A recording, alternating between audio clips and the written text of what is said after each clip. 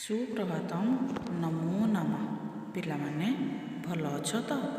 ନିଶ୍ଚୟ ଭଲ ଥିବ। ଆଜି ତୁମକୁ ଗୋଟିଏ କାହାଣୀ ଶୁଣାଇବି।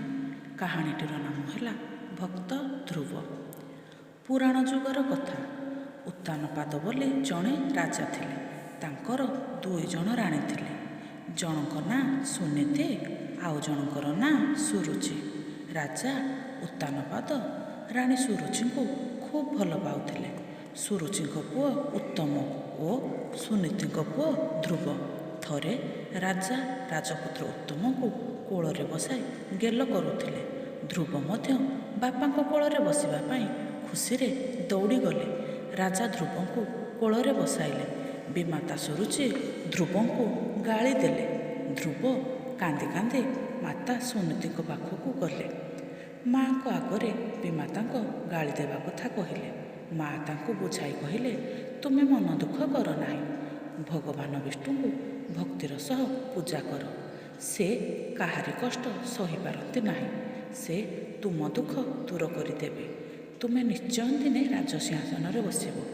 ଦିନେ ରାତିରେ 5 ବର୍ଷର ବାଳକ ଧ୍ରୁବ ମା' ଶୋଇଥିବା ସମୟରେ ତପସ୍ୟା କରିବା ପାଇଁ ବଣକୁ ଚାଲିଗଲେ।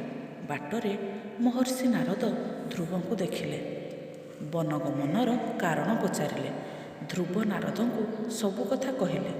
ନାରଦ ବୁଝାଇ କହିଲେ, ତୁମେ ଛୋଟ ବାଳକ।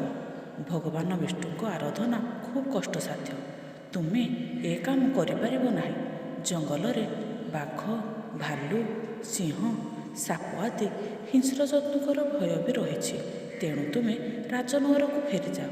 ମାତ୍ର ଧ୍ରୁବଙ୍କ ଈଶ୍ୱର ଭକ୍ତି ଓ ଈଶ୍ୱର ବିଶ୍ୱାସ ଦେଖି ନାରଦ ତାଙ୍କୁ ଯମୁନା ନଦୀ କୂଳକୁ ପଠାଇ ଦେଲେ। ଧ୍ରୁବଙ୍କୁ ଓମ୍ ନମୋ ଭଗବତେ ବାସୁଦେବା ମନ୍ତ୍ର ଶିଖାଇ ଦେଲେ। ବାଳକ ଧ୍ରୁବ ଏହି ମନ୍ତ୍ର ଉଚ୍ଚାରଣ କରି କଠୋର ତପସ୍ୟା କଲେ। ଧ୍ରୁବଙ୍କ ତପସ୍ୟାରେ ଭଗବାନ ବିଷ୍ଣୁ ସନ୍ତୁଷ୍ଟ ହୋଇ ଦେଖାଦେଲେ ଓ ତାଙ୍କୁ ବର ଦେଲେ। ଧ୍ରୁବ ନିଜ ରାଜ୍ୟରେ ରାଜା ହୋଇ ସୁଖରେ ପ୍ରଜା ପାଳିଲେ।